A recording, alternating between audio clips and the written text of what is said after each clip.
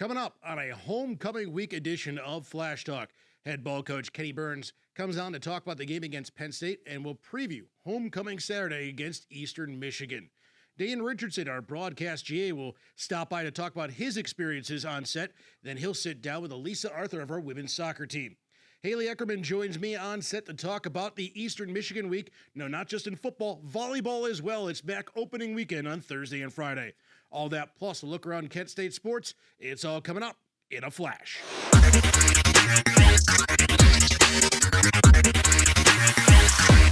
Welcome back into our Flash Talk studios. It is homecoming week. It is the start of MAC play, and I'm joined by head ball coach Kenni Burns. And I mean, this is the real season. The non-conference prepares us for these next 8 weeks, and that's got to be exciting to get a shot at Eastern Michigan. Yeah, really good football team, really well-coached football team. Excited for the opportunity to start MAC play for sure. Kind of like you said, the non-conference kind of gives you a glimpse shot of where you're at and where you need to fix your deficiencies. But now you get information, and now you got to make your roster become better, stronger as you get into action. Let's talk a little bit about the non-conference, particularly last week at Penn State.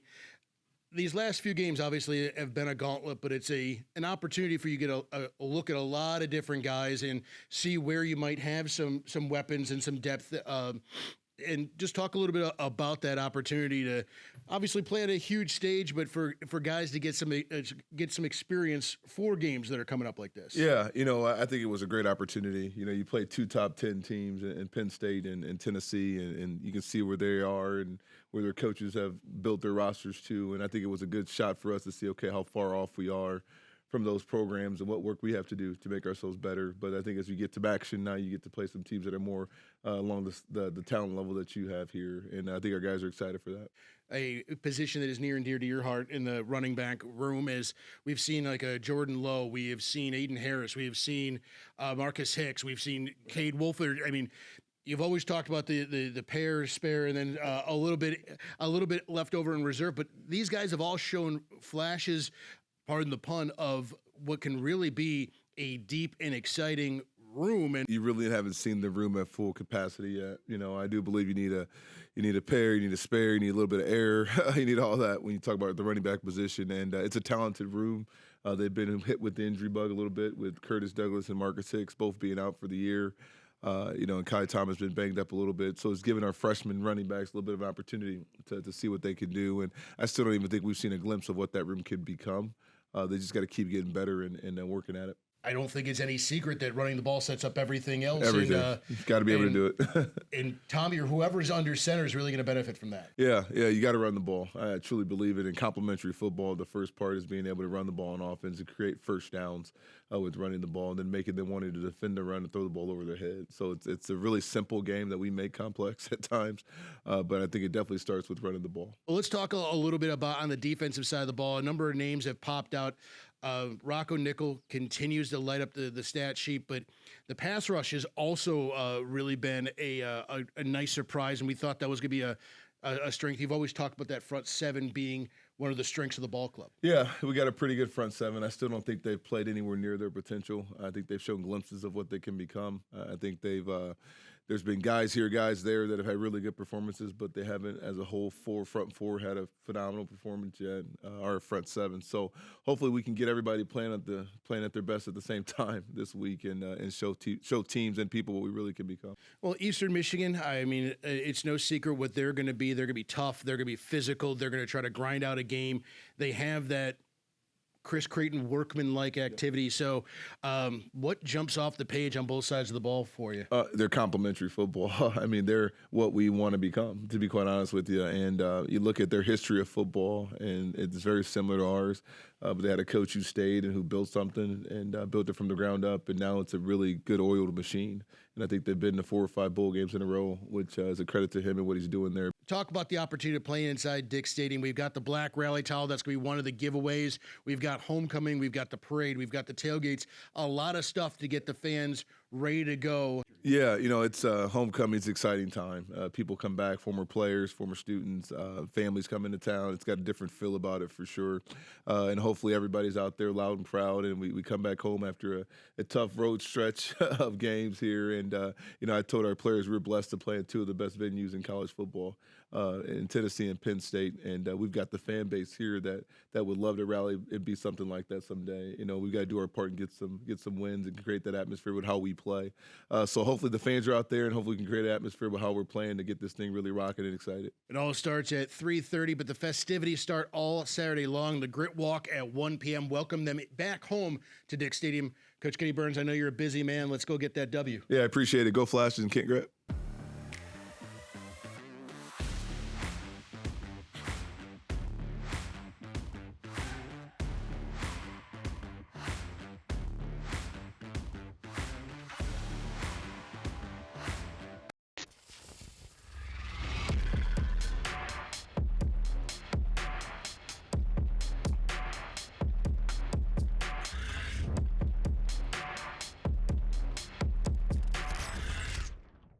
Welcome back into our Flash Talk studios. Dan Griffin joined alongside our broadcast GA. You've probably seen him. You've definitely heard him. It's Dane Richardson. Dane, thanks for taking some time out of your busy day to join us here on set.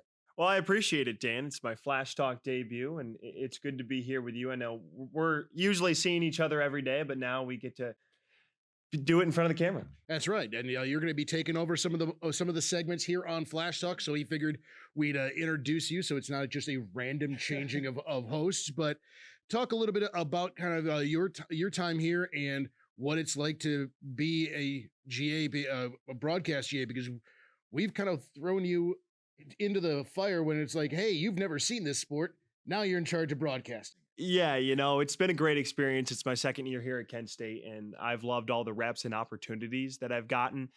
Primarily, I travel with women's basketball, and their tournament run, I'm sure we'll talk about that, was amazing last season. But broadcasting, whether it's volleyball, field hockey, soccer, and then in the spring, I didn't get as many opportunities in the spring due to some other things going on for me, but baseball and softball. So it's really just staying on top of things.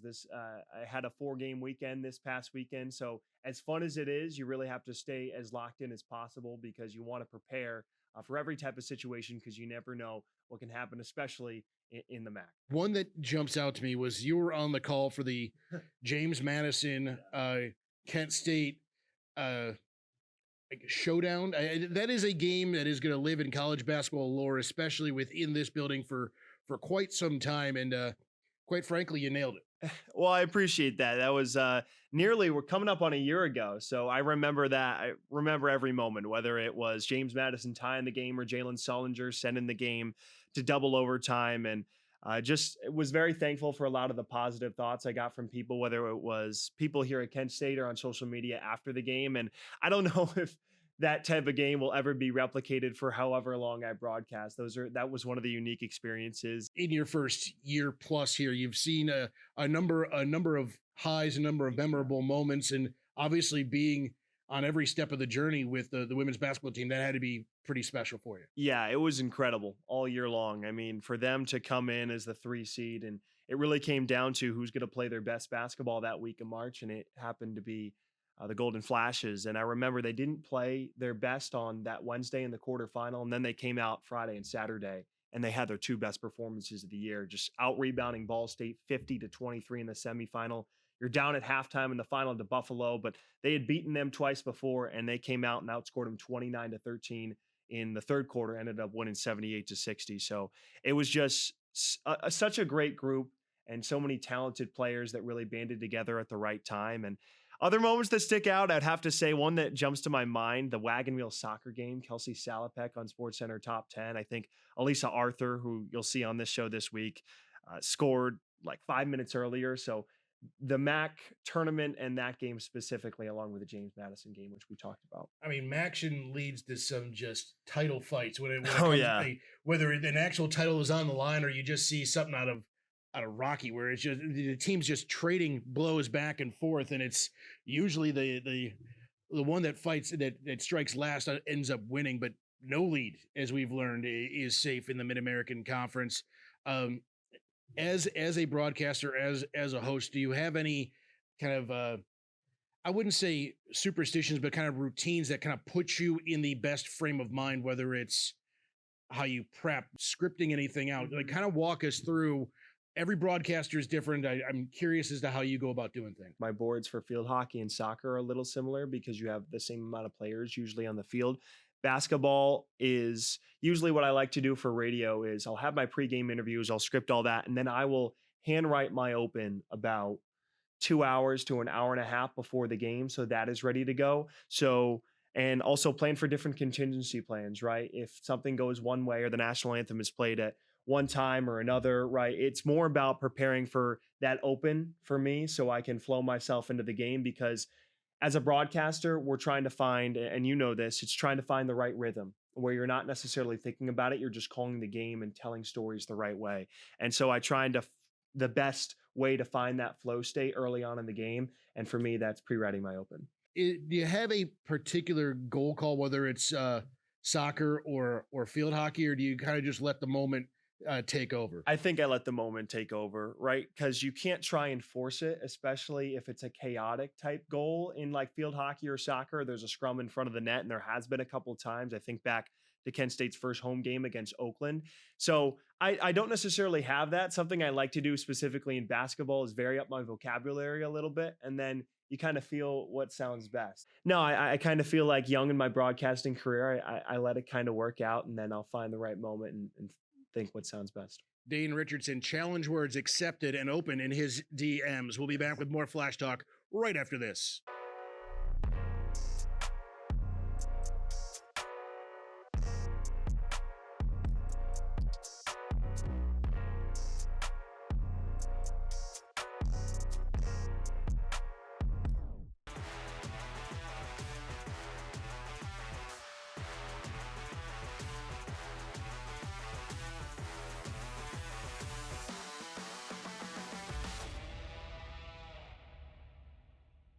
Beautiful day at Dick Stadium for Kent State soccer as they take on Ball State.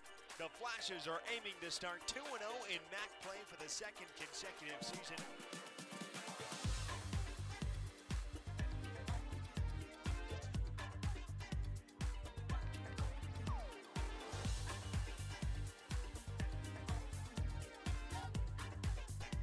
Center of the box, Arthur header, she scores! Alisa Arthur, who else in the clutch?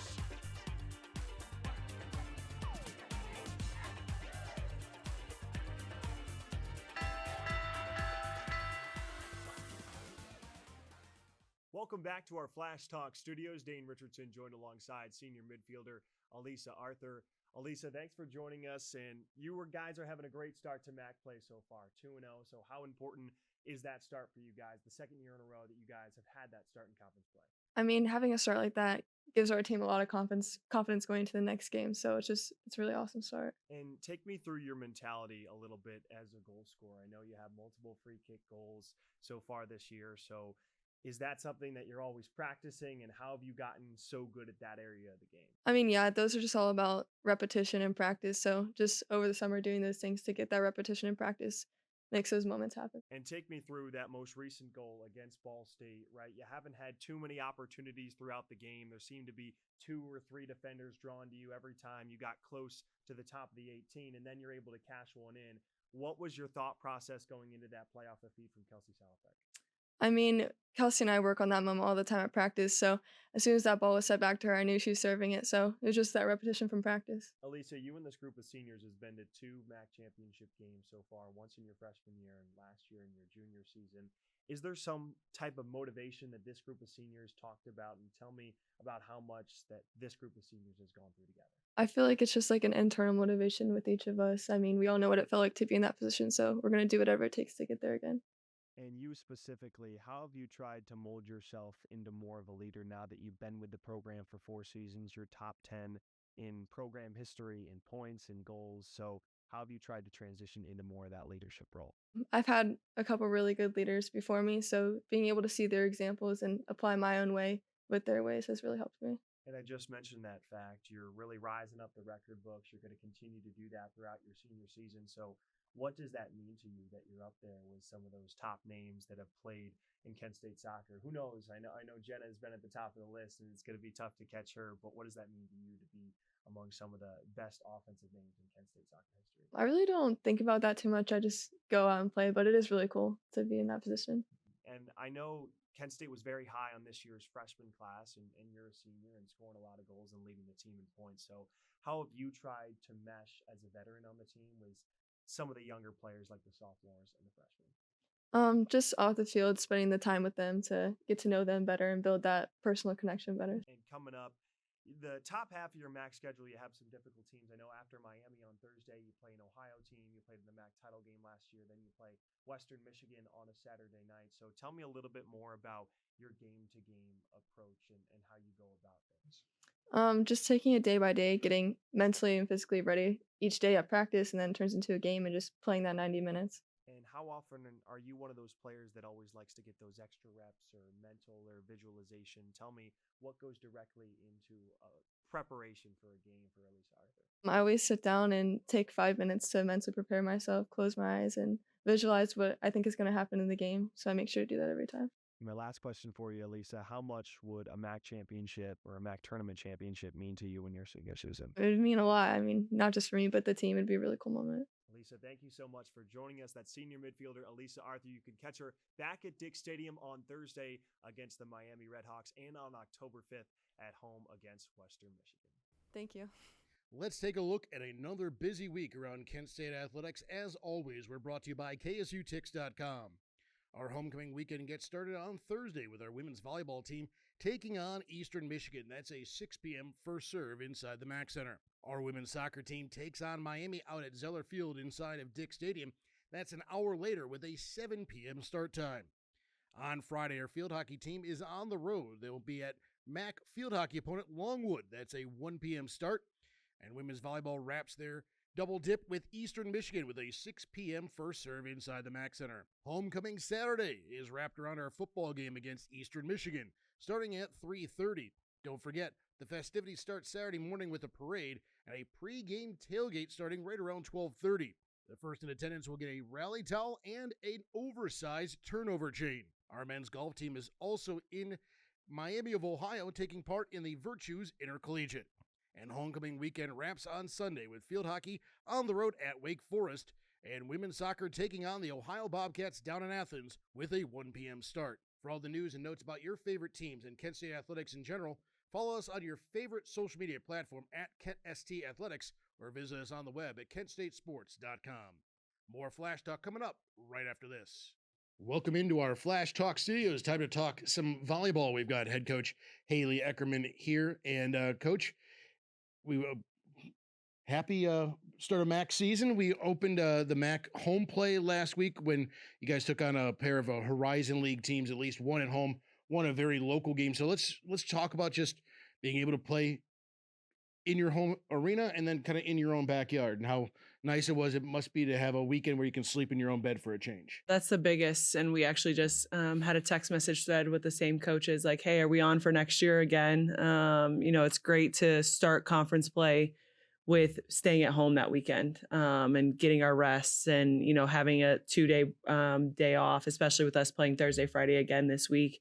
It's good for our girls to have some days off too. Well, that and I don't know if it was by design or not, but you want to mimic what travel and what life is going to be like in conference play, to where it's either going to be Thursday, Friday, or Friday, Saturday, but back-to-back games against relatively similar opponents is never a bad thing to get you kind of revved up for conference play. Yeah, I think it'll help our girls just getting into that routine. We've kind of played some of these weekend games where it was 2 or 3 games a weekend and really trying to find that balance and getting used to a serve and pass at home and a serve and pass away and those kind of normal game-like situations. But it is homecoming week here and a chance for our Flash faithful to really just kind of splurge on all things at Kent State. And you guys start things off on Thursday at home against Eastern Michigan. Yeah, this will be my first homecoming here too, which I'm really excited about. When I went to college at Texas, we didn't have a homecoming. They don't do it there, which is crazy to me. But really excited for our girls to get to be a part of it, to have the home crowd.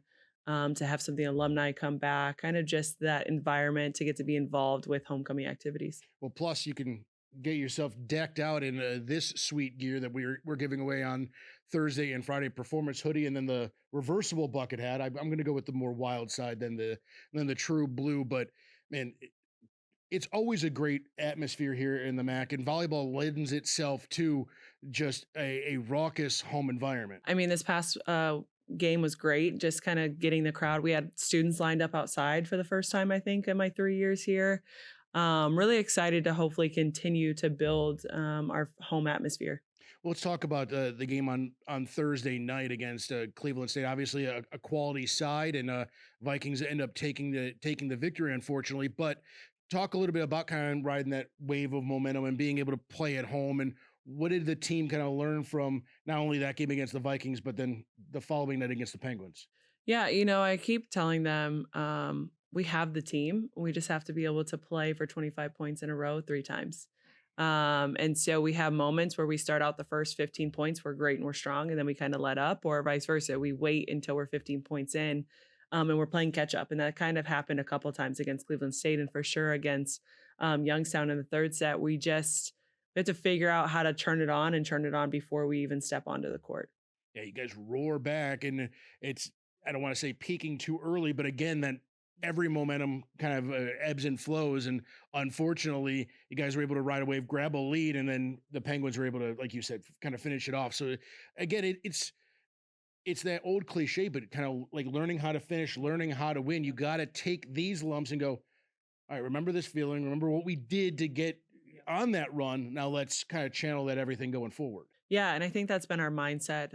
What we're trying to work on is, how can we finish a set strong and then continue it on to the next set. I think that kind of showed in the Cleveland State match as we finished set 2 strong, and then we kind of like let up and we make changes when we don't need to make changes. What was working worked, and so we have to kind of find that balance of adjusting quickly, but also still playing our side of volleyball.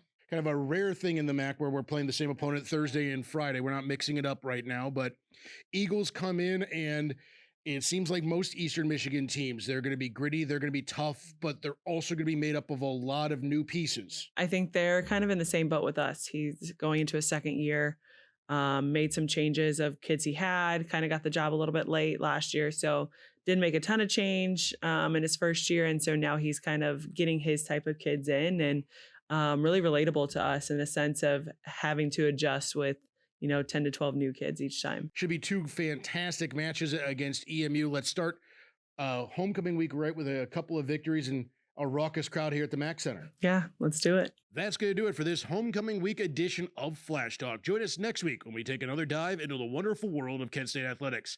For all of us here inside the GFTV studios, this is Dan Griffin saying goodnight and go Flashes.